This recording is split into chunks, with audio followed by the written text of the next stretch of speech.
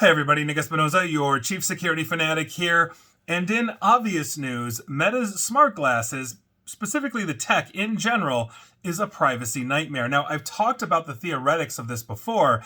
Now we have proof of why nobody should be wearing these things, and quite frankly, this is a huge issue. Now, Victoria Song of The Verge had a really good write-up on this, and here's what happened. Two Harvard students have created a demo of how smart glasses can use facial recognition tech integrated into the glasses, because there's forward-facing cameras, and essentially they can instantly dox people's identities, which can include phone numbers and addresses. Now, the most messed up part of this whole thing is that it's using widely available technology like the Ray-Ban Meta smart glasses and then public databases that they're able to hook into. So Anfu Nguyen and basically is one of the two students who posted a video essentially showing that this tech that they had created, and then it was picked up by 404 Media, and essentially the entire tech sphere got it. Now, they're calling this iX-Ray, and essentially it works by using Meta Smart Glasses' ability to live stream video to Instagram. Now, a computer program then monitors that stream and it uses AI to identify faces. So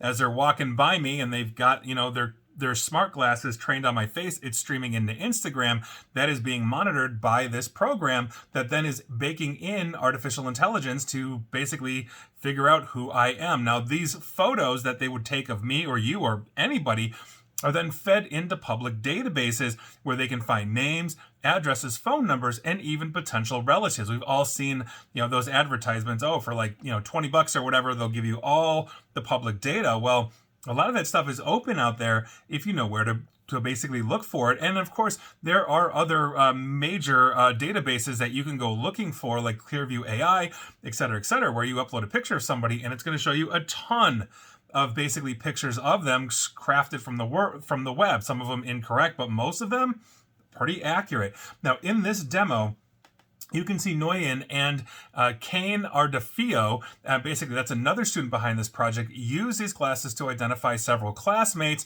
and therefore their addresses and relatives literally in real time in the demo. You can literally go watch this. Now, more chilling than this is those two are also shown basically talking to complete strangers on public transit, pretending as if they know them based on the information gleaned from the text. So they're basically sitting across from me, and they've never seen any of my videos and or YouTube channel or anything like that. And essentially they have a web search that says, okay, this guy's a YouTube channel. And they can say, oh, I love your videos on cybersecurity and privacy. Those kinds of things. That is nuts.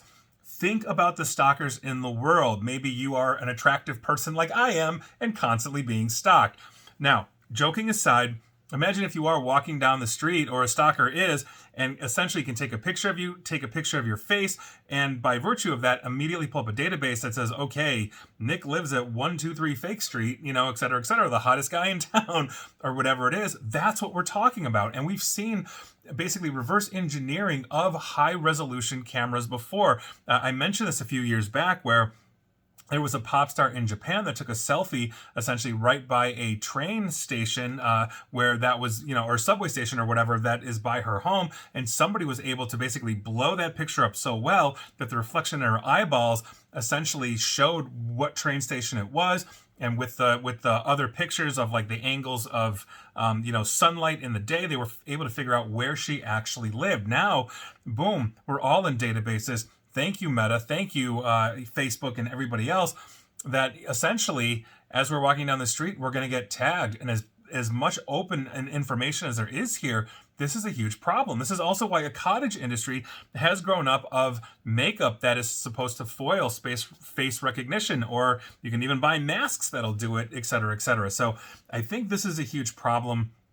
And like always, we're not going to have regulations on these things as these things come to fruition very quickly. And so by virtue of that, it's going to be to the advantage potentially of the criminals. Now, that said, we always can't make, laws to the lowest common denominator, but there has to be a balance between me just simply saying, you know what, I want to be private, so don't put me on camera, versus everybody that absolutely puts me on camera. I mean, I've literally been sitting in like a movie theater and somebody's taking a selfie in front of them, and I'm going to be in that picture because they are not looking at me. They're not concerned about, what others may think about that. It's also why you really don't see me take selfies. So anyway, there you go. That is your news of the day. Not a fan at all. I'd love to hear what you think, but I think it sucks. And you probably think so too.